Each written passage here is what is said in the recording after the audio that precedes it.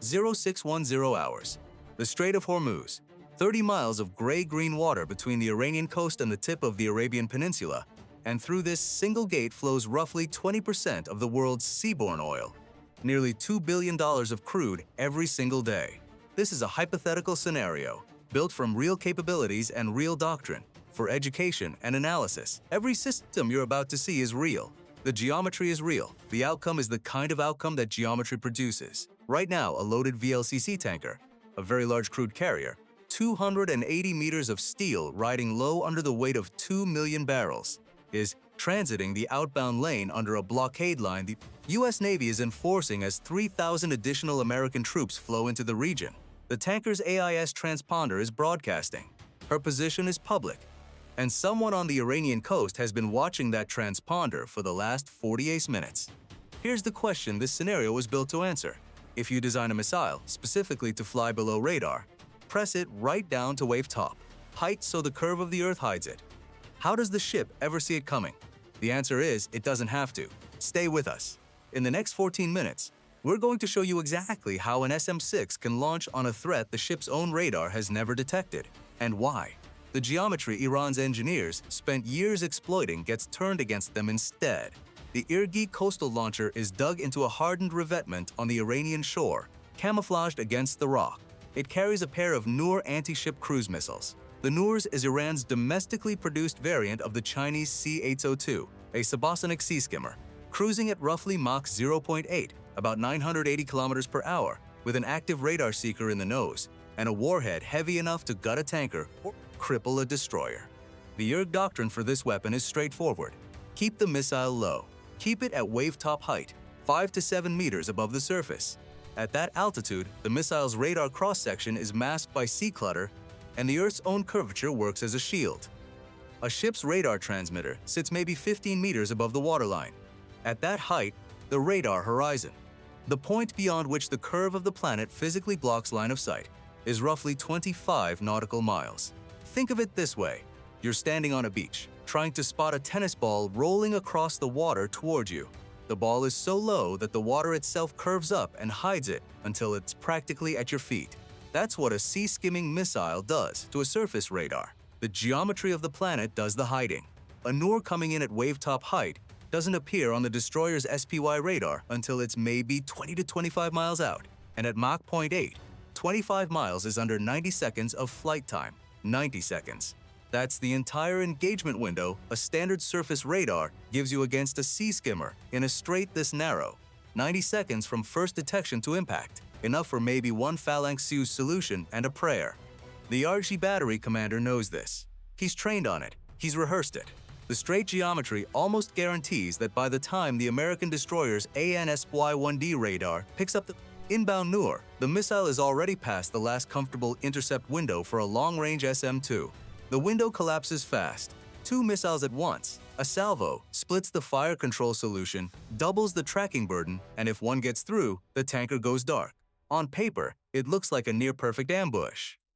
But there's something orbiting 220 miles to the northeast, turning lazy circles at 25,000 feet above the strait, and it changes every number in that calculation. The E-2D Advanced Hawkeye, a twin turboprop carrier-based airborne early warning aircraft with a rotodome radar on its back. The ANCAP 9, a UHF-band active electronically scanned array that can track air targets out to more than 300 nautical miles and discriminate between them, at a level that would have seemed implausible 20 years ago. Here's why altitude matters, and it comes back to that same geometry. The E-2D is flying at 25,000 feet. At that height, its radar horizon is not 25 miles. It's over 200 nautical miles. The Noor skimming the water to hide from the destroyer's deck-level radar is completely visible from above. From altitude, there's no horizon problem.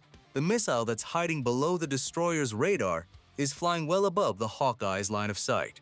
The Earth's curve the IRGC engineers designed around. The E-2D removes it by climbing above it.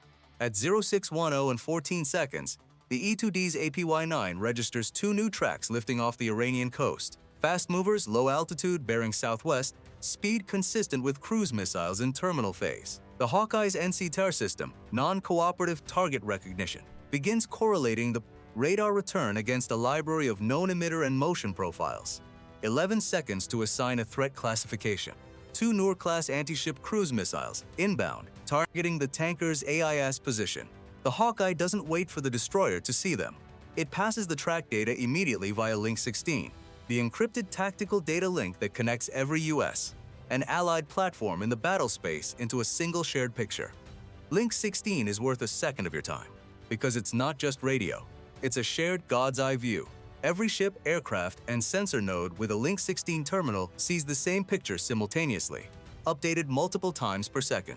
When the Hawkeye tags those 2 tracks, the Arleigh Burke destroyer 12 nautical miles to the west, call her USS Carney for this scenario, sees them instantly on her combat system. Display, not a voice call, not a radio report, a hard data track with bearing, speed, altitude, classification, and projected impact point, fed directly into the Aegis combat system. Here's what makes this remarkable. Aegis can now build a fire control solution for a threat the ship's own SPY radar hasn't detected. The ship's deck-level radar is still looking at empty sea. The missiles are still below its horizon. But Aegis is already computing intercept geometry, using the Hawkeye's data as its targeting solution, treating the aircraft's sensors as an extension of the ship's own suite. The most surprising thing about this engagement isn't the intercept. It's that the entire kill chain executes before the defending ship achieves independent sensor contact. The Hawkeye sees it. Link 16 hands it off. Aegis computes. The ship fires. All of that happens while the Noors are still invisible from the deck. At 0610 and 41 seconds, 27 seconds after initial Hawkeye detection, and still roughly 65 seconds before the Noors would have crested the destroyer's own radar horizon. The Arleigh Burke's vertical launch, cells open. 2 SM-6 missiles climb out of the forward VLS magazine on pillars of white fire and gray smoke, transitioning from rocket boost to sustained flight within 3 seconds. Turning hard south toward the bearing the Hawkeye handed them. The SM-6. Officially the RIM 174 Standard Extended Range Active Missile, the most capable surface-to-air missile the US Navy has deployed. And what matters here is one capability its predecessors lacked: engage on remote. The missile doesn't need the launching ship's radar to guide it.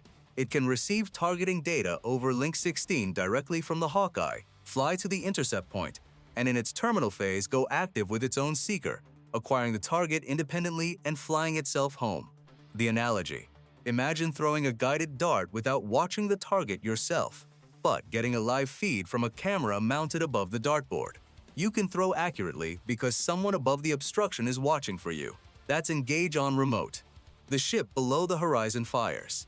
The aircraft above the horizon guides. The 2 SM-6 rounds arc south at supersonic speed, climbing slightly to use the APY-9 data, then diving toward the intercept geometry. The Noors, still at wave-top height, still screaming toward the tanker, are now being hunted by missiles that knew they existed 40 seconds before the target ship did. Here's the part that doesn't add up on the surface. The Sea Skimmer worked exactly as designed. It flew below the radar. It exploited the Earth's curve. Every countermeasure built into the Noor's flight profile performed correctly. And it still didn't matter, because the geometry they designed around assumed a single sensor node at sea level. The moment you add a node at altitude with a data link, the entire premise falls apart. That's the core lesson of this engagement. But first, the IRGC battery commander on the coast is about to have a very bad 30 seconds. 0.611 hours and 8 seconds. The 2 SM-6 missiles are 53 seconds into their flight. The leading Noor is now close enough to the tanker that it has activated its own active radar seeker. The nose emitting, searching, locking to the metal mass of the VLC. From the Noor's perspective, the engagement is proceeding normally. No defensive fire from the destroyer. No decoys deployed. No radar spike from an incoming interceptor. The SM-6's seeker is still passive, still riding the Hawkeye's data, not emitting. The Noor's seeker has lock, 12 miles to impact, 44 seconds. Then the SM-6 goes active. At 5 nautical miles separation, the first SM-6's terminal seeker illuminates, and at the speed it's closing on the Noor, that gap collapses in under 15 seconds. The Noor has no decoy capability against an active radar seeker coming from above its flight plane. It can't dive lower. It's already at wave height. It can't maneuver hard enough to break terminal lock at this closure rate. Its electronic countermeasures were designed against ship-based fire control radars. Not a supersonic missile arriving from above the horizon, it was built to hide below. First intercept, clean. The SM-6 detonates inside lethal radius of its proximity fuse, worth noting, because the SM-6 doesn't need a direct hit. The fuse detects the target and fires the warhead into a dense fragmentation pattern that shreds the Noor. S-airframe, fuel tanks, and seeker head. No Hollywood fireball. The missile disintegrates, parts raining into the sea. The second SM-6 is already tracking the second Noor. 3 seconds later, same geometry, same result. The second missile comes apart over open water, 2 miles short of the tanker's port beam. 2 inbound, 2 intercepted. Neither gets within 2 miles of the target. From the VLCC's bridge, the crew sees 2 distant flashes low on the water to the north. One of the officers asks what that was.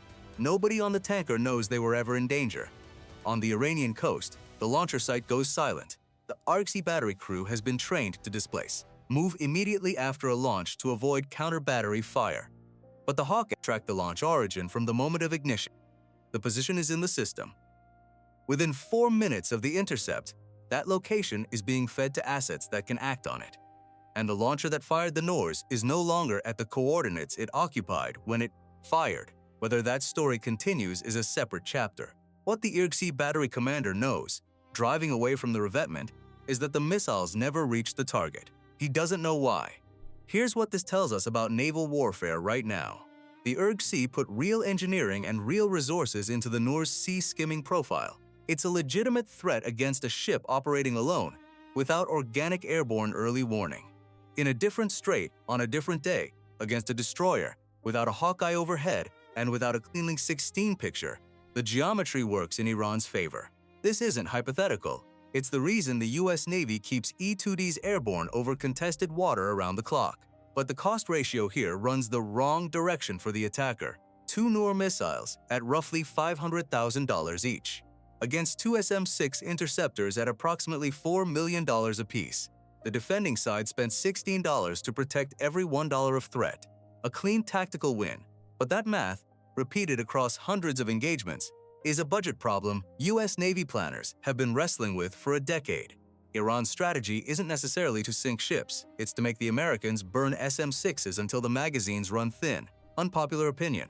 The single most underappreciated vulnerability in the US Navy's Hormuz posture isn't sensor coverage, it's interceptor inventory. The kill chain we just watched work perfectly is only as durable as the number of SM-6 rounds in the magazine. The Noor costs $500,000. The SM-6 costs $4 million. If Iran builds 1,000 Noors and launches them in coordinated salvos over several days, the math eventually inverts. The sensors solve the geometry problem. The accountants lose the attrition problem.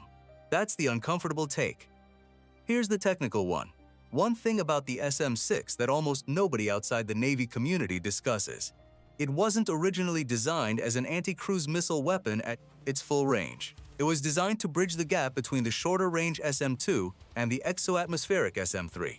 The Engage on Remote mode, the capability that made this entire engagement possible, was a software and guidance upgrade. The airframe existed.